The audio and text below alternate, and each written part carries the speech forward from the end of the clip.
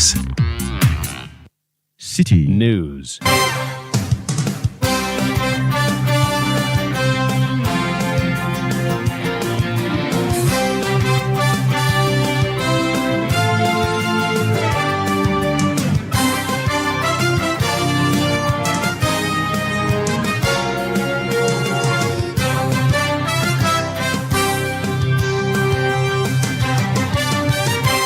It's midday. Hello, good afternoon, and welcome to the Citi Prime News. We are live from our studios at number 11, Dr. Martin Loop in Adabraka, Accra.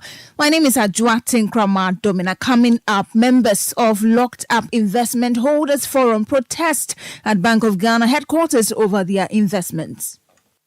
It's a shame to the entire nation that perhaps I didn't go to invest my money in anywhere but an institution which is. Also coming up in this bulletin, Supreme Court to hear injunction case by Saudi MP Roxanne Nelson Dafiamekpo on approval of President Akufo-Addo's new ministers this afternoon. Still in the package, concerns over spread of waterborne diseases heightened as residents in Mepe Enclave rely on water from the contaminated Volta River for their daily activities.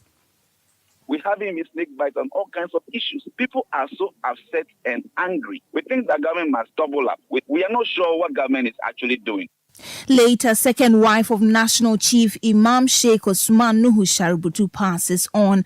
We have details of these and more stories coming up in the next 30 minutes. The bulletin is live on Facebook on Citi 97.3 FM. We're also live on all our partner stations across the country. In the Upper West region, you can find us on Tumpani Radio 88.5 in Nadoli, Drapa 96.1 FM. In the Upper East region, Recast 92.1 FM. In the Northern region, this is North Star Radio 92.1 in Tamale.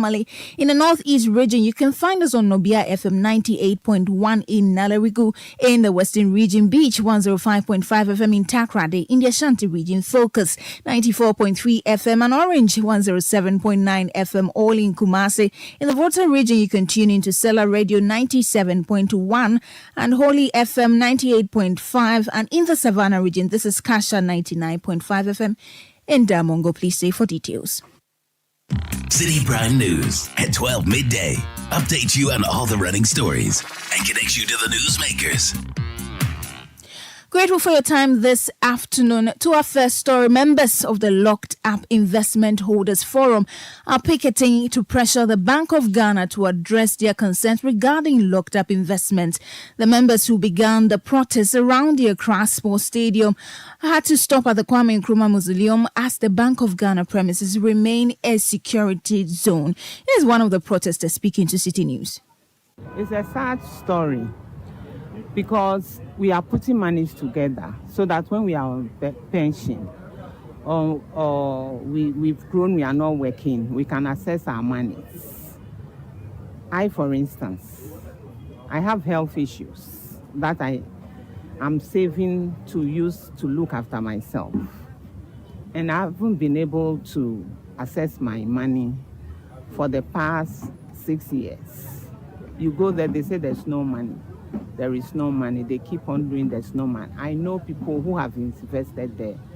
They've died because they can't access their money to take them to hospital and look after themselves. So the whole thing is weighing on us a lot, because if you have money sitting somewhere and you are not well, and then you cannot access your funds to be able to look after yourself, but it's killing you whilst money is sitting somewhere. I know somebody who has passed on. His money is there. They couldn't take it to look after him. You heard one of the members of the Locked Up Investment Holders Forum speaking with Citi News. Away from that, the National Democratic Congress has accused the Chief Justice Gertrude Araba Isamba Saki Tokono of bias in the scheduling of some cases brought before the Supreme Court. This follows a decision by the Apex Court to hear a case brought before it by the Member of Parliament for Saudi Roxanne Nelson Dafiamekpo today, March 27, earlier than previous cases filed at the court. The NDC believes the Chief Justice is unduly using her discretionary powers in the listing of cases to favor the governing party. Here are excerpts of the statement by the National Democratic Congress read by Kennedy Chumesi. For some strange reasons, The case of Roxin Dafiemekpo, which was last in time to be filed, has been hurriedly listed for hearing tomorrow, while that of Richard Delasky, which predated the Dafiemekpo case by 2 weeks, has not been listed for hearing at all. This is in spite of the fact that no application for abridgment of time has been filed by any of the parties in the Dafiemekpo case. It's quite apparent that this is a ploy by the Chief Justice to fast-track the determination of the suit filed by Roxin Dafiemekpo, while the determination of the Richard Delasky suit is deliberately and unduly delayed to enable the President shelve the crucial Sexual Rights and Family Values Bill that has been passed by Parliament. There can be no earthly justification for listing the Dafiemekpo case ahead of the Richard Sky case, and we demand an immediate rectification of this travesty. You heard excerpts of a statement issued by the National Democratic Congress on an ongoing court hearing by the Supreme Court. Well, it has emerged this afternoon in court that the lawyers representing the Saudai MP Roxin Nelson Dafiemekpo, in his case challenging the decision of the President to reassign ministers and deputy ministers without parliamentary approval was unconstitutional, have refused service of processes of the court, including the notice of hearing and the opposition of the Attorney General to the interlocutory injunction. We'll bring you more on this soon. But away from that, the General Secretary of the Private Health Facilities Association of Ghana, Frank Toblu, says some of the members of the association have confirmed payment from the National Health Insurance Authority, NHIA. This is part of the disbursement of some 180 million Ghana cedis to healthcare providers across the country. In a statement, the acting chief executive of the NHIA, Dr. Dacosta Boaji, says the disbursement was rather part of the authority's mandate. Speaking to Citi News, the General Secretary of the Private Health Facilities Association of Ghana, Mr. Toblu, says while some members have been paid, others are still awaiting their payments. Yes, as of yesterday, we had a meeting with the National Health Insurance Authority, and the outcome of the meeting is that they have released money for payment to our members, which, as of yesterday, some of our members have acknowledged of such money at their various hospitals, clinics, and maternity homes across the country. As to how much exactly that has been released, I cannot speak to that until all our members confirm their values that they have received, and we are able to put it together. It is then that we can mention that we have released 100 million or 200 million to our members. Because the information available to our secretariat is suggesting to the fact that members have received, and some are also coming up with the information of receiving alerts from their bank indicating that money has been deposited into their accounts from the National Health Insurance Authority. You heard Frank Toblu. He's the General Secretary of the Private Health Facilities Association of Ghana. Now, the Minister for Works and Housing, Kojo Nkrumah, has revealed that paperwork have been signed for emergency works on sea defense walls for Blekusu and Cape Coast. Coastal towns in the country continue to reel under the impact of tidal waves, leading to the stress caused for the completion of sea defense projects or the walls. Providing an update on the City Breakfast Show on the state of the sea defense walls along the country's coastlines, Kojo Nkrumah assured that the government is working quickly to salvage the emergency situation while securing funding to complete other pressing areas. There are other emergency projects that we need to look at. Blekusu, Cape Coast around the Ekon area, where I was in Axim with Aulaya at Brokusu.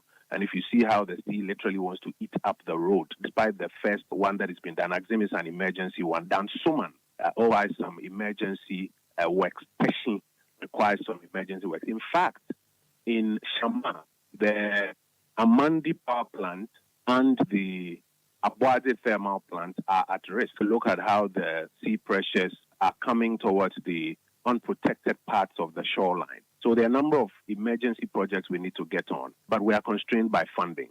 Thankfully, the President at the last cabinet retreat gave indication that we should get some support in that area, and Minister Amin has been very helpful. So Blekusu, just last night around 8 p.m., I signed the paperwork for Blekusu that we're going to get to Blekusu. I think Cape Coast as well was part of what I signed last night. So those two, we're going to move very quickly on it.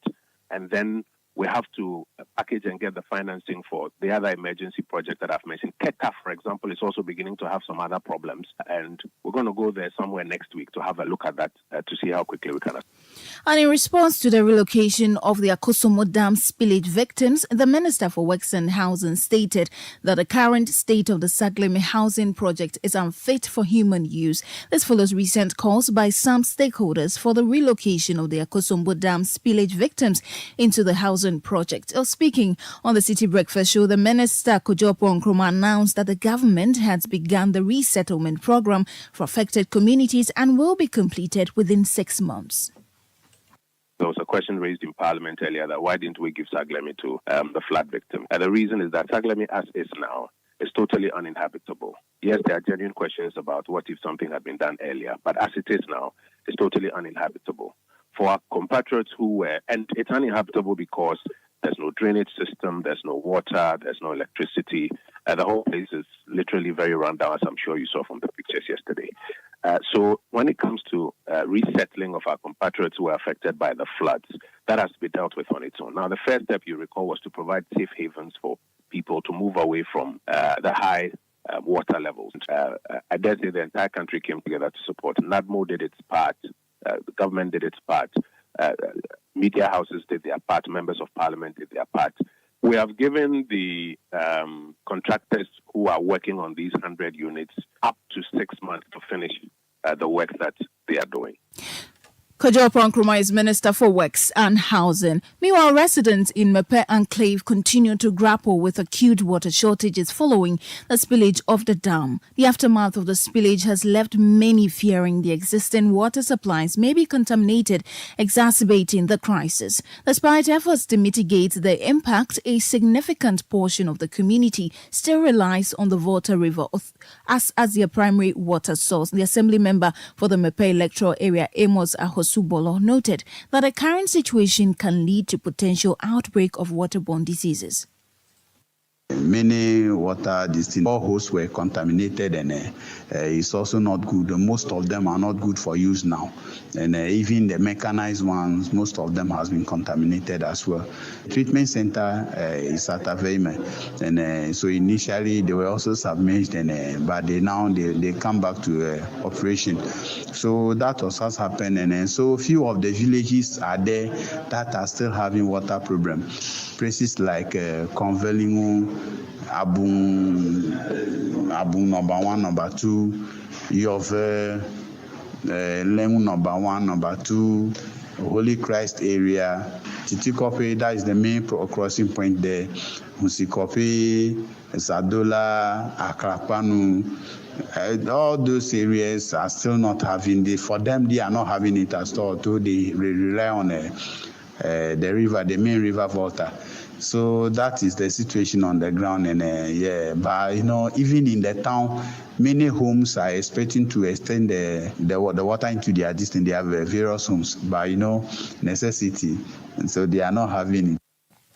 That's the Assembly member for the Mepe electoral area, Amos Ahosubolo, speaking to City News. Away from that, All Teachers Alliance Ghana, ATAG, has raised doubts about the implementation of the government's June 2024 deadline for distributing laptops to teachers under the One Teacher, One Laptop initiative. This skepticism arises from an agreement with teacher unions as part of a plan to persuade them to end their strike. In an interview with City News, the national chairman of ATAG, Isaac Ofori, expressed doubt about KA Technologies, the sole distributor's capacity to fulfill the distribution of the laptops promptly. And now the reality has come out to catch up with us that it is an indication that as at the time, KA Technology did not have the capacity, and we are witnessing it today. As to between that time and now, whether they have been able to develop that capacity to be able to distribute the remaining laptops, we don't have the actual fact to speak to that. But since the laptops have not come, we have every right to make the inference that they still lack the capacity to produce the number of laptops that were given to them to produce. In fact, on 2 occasions have teacher unions issued ultimatum to GES, and on all these 2 occasions, GES has come up to also give a timeline as we are witnessing today. But we raise legitimate questions, and these questions that we raise still stands today if, for sure, KA Technology lacks the capacity in terms of production. You heard the national chairman of the All Teachers Alliance Ghana, Isaac Ofori. You're still listening to the Citi Prime News. When we return, some unfortunate news coming. Second wife of the national chief imam, Sheikh Osman Nuhu Shaributu, passes on. We have details shortly. Please stay.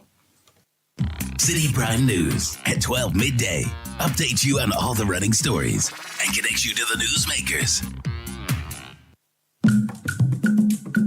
The month of March is Heritage Month on Citi FM and Citi TV, and we will be celebrating it in grand style with the theme Imagine Ghana, Discover the Unknown. We will discover the story of our people and customs, places, food, music, and fashion. Stay tuned to Citi TV and Citi FM every weekday to learn Guinean historical facts, heritage, and traditions with the on-air series on Breakfast Daily on Citi TV at 9:30 a.m. and on the biggest conversation on radio, the Citi Breakfast Show on Citi FM at 9 a.m. from the 1st to the 31st of March. The Heritage Month on-air series is proudly sponsored by Miss Cookie Spices. No peeling, no blending, just scoop and cook.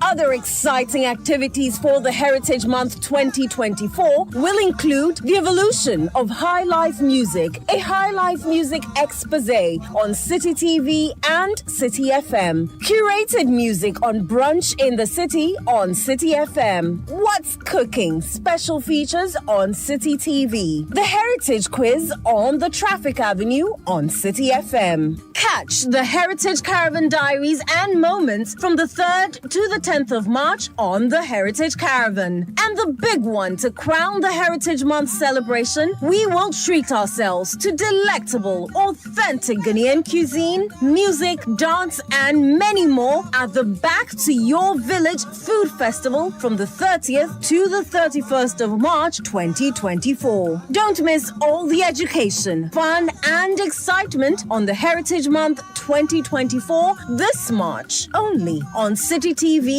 and 97.3 Citi FM. The Heritage Month 2024 is powered by Citi TV with support from Citi FM.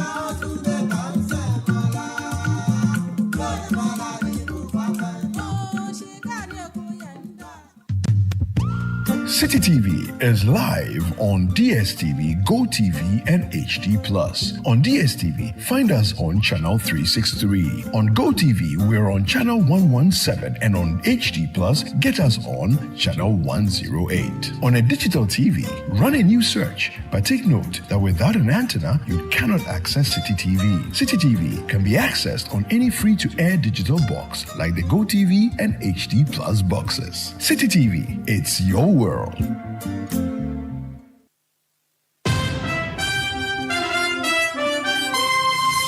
After a busy day at work, consumed by the responsibilities of work, family, church, etc., it's great to get home to a detailed and comprehensive coverage of the day's biggest stories, ensuring that all angles of the various news items are accurately and adequately covered. CNR seeks to leave no stone unturned to bring viewers the best in news reportage. Watch CNR for a comprehensive bulletin of the day's biggest stories at 8 p.m. every single day of the week, only on Citi TV.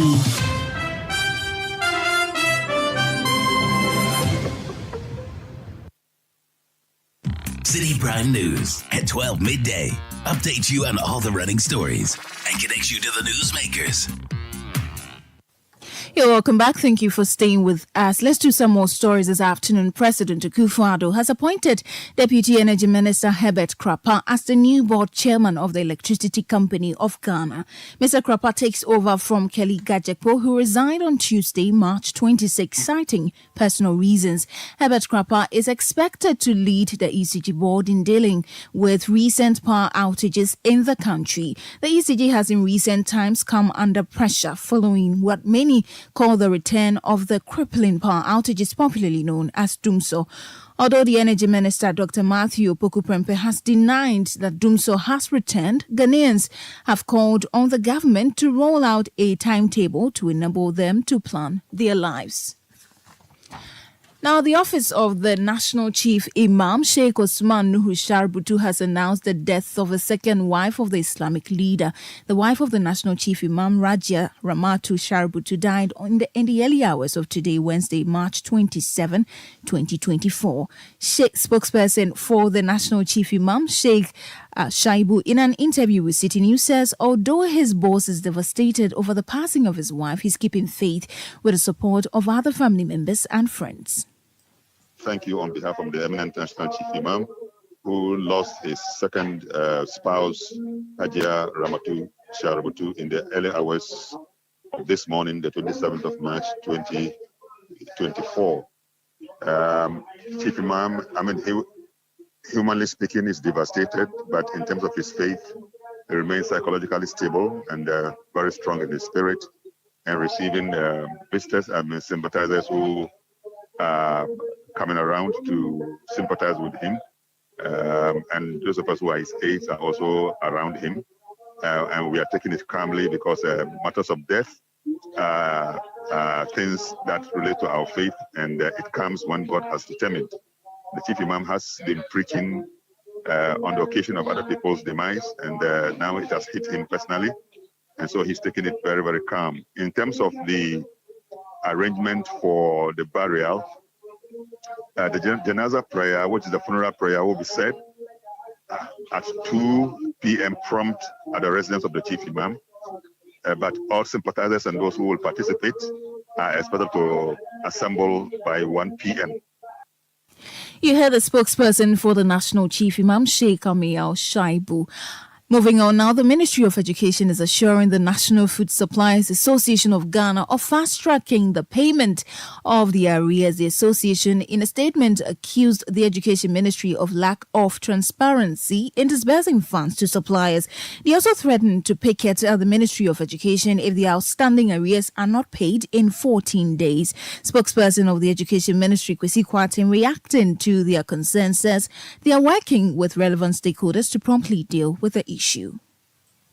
I'm also aware of the concerns that has been raised regarding outstanding payments, but assurance is that the Ministry of Education is fully dedicated to addressing these concerns promptly and transparently. We held discussions with the food suppliers just on this 20th of March, and consequently we even initiated some partial payments of an amount of Ghana 10 million cedis to them to expedite payments to the suppliers. And of course, there are some outstanding debt that has to be settled.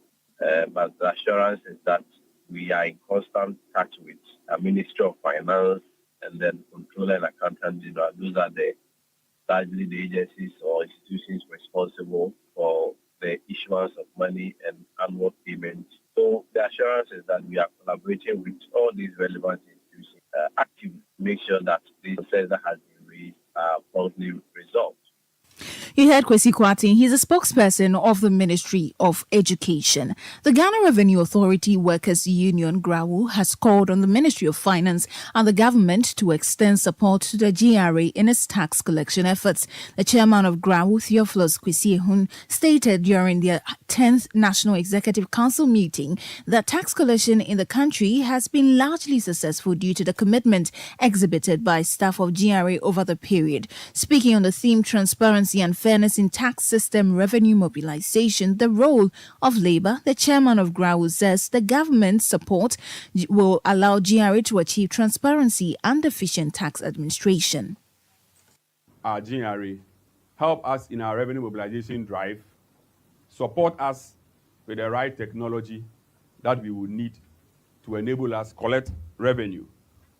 And we extend same also to the government, that as labor, our doors are open for engagement. Whatever strategy, whatever idea, whatever it is that will help our work, that is what we stand to do. Without GRA, we have no union.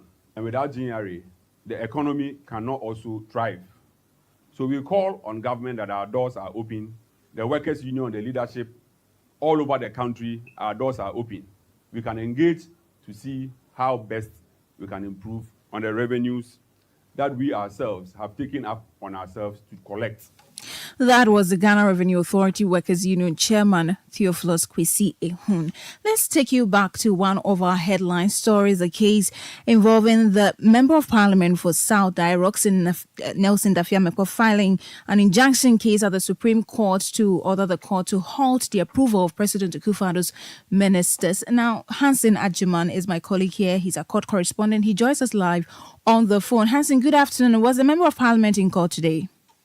So, Roxanne Nelson Dafiamekwa, he was absent in court visibly. Also, his lawyer was not in court. He had no form of legal representation in court. I must say it is this observation following the introduction of parties to the case that resulted in the revelation that his lawyers in a way refused the service of appropriate court processes to them. So when the case was called, the Tayo he presented himself as representing the Speaker of Parliament. The Attorney General himself was in Parliament with his deputy, who are representing the Attorney General's department. So the two defendants in this case were in court, but the plaintiff himself, not Roxanne Nelson Dafiamekwa, was not in court. Neither was his lawyer in court. So the bench chaired by the Chief Justice sought to inquire what the issue was. It was at the point that a clerk indicated to the Chief Justice that it appears from the report as had been sworn to by the bailiff, the legal representative of Roxanne Nelson Dafiamekwa had refused service. As a result of that, the Chief Justice had to hold on to hearing the case, ask that the bailiff be brought to court for the bailiff to testify on oath for the report that he has brought to the court. So the bailiff was brought in court, and the bailiff testified to his report, and his report is that on March 26th, he went to the offices of lawyer Nikwaku Samoa Addo, who is a lawyer on record for Nelson Dafiamekwa on this particular case. Okay. And he met the staff of his firm who indicated to him that his boss, that is Nikwaku Samoa, had indicated to them not to accept any court processes. And he read that out as was written in his report to the registrar of the court. Now, these processes we are talking about are the notice of hearing. And so the notice of hearing was essentially just to tell the parties that the Supreme Court has empaneled a bench, and the bench is going to sit on your case at this particular point in time. So according to the said staff, they had instructions not to receive that document. The other one was an application or a response from the Attorney General, who opposed to the application to injunct the approval of the minister designate or deputy minister designate, pending the final determination of the matter. But upon further inquiry by the bench, Justice Sanko specifically, the bailiff indicated that when this information was revealed to him, he left those documents on the decks of the said staff of Nikwaku Samoa's firm. As a result of that, the court took a determination that they have been duly served and took a decision that there's a need for them to go on to hear the case. And so the court went ahead to hear the case. There are two applications before the court. The first is an injunction, and the second was an application for leave of the court to file an additional statement to the writ. Very well. That was struck out by the court because the court thought that that was an abuse of process and ubiquitous. Now, the one on injunction, the Speaker of Parliament's lawyer has opposed that, and again, the AG has also made his opposition to it. Right. We are waiting the Supreme Court to make a final determination on that matter respecting the injunction. Thank you. Thank you so much, Hansen Ajama. He's our court correspondent. Please do follow up for us in our subsequent bulletins to update the public. But before we go, the board of the Ghana Revenue Authority has been dissolved. President Akufo-Addo is expected to announce a new board by close of day today. Although no reason was given for the dissolution, reports say there have been few disagreements. The move by the president comes days after flag bearer of the NPP, Dr. Mahmoud Bawumia, accused the GRA of harassing businesses. The issue has generated mixed reactions, with the union denying the claim. And that's all we have for you for this afternoon's package of the Citi Prime News that came to you live from our studios in Adabraka, Accra. For more stories, please visit citynewsroom.com. My name is Adjoa Tinkramadumna. Thank you for your time. Have a good afternoon. Citi News. We speak first. Reach our hotline on 0302 224959 and get interactive on Facebook, Citi 97.3 FM, and on Twitter at Citi 973.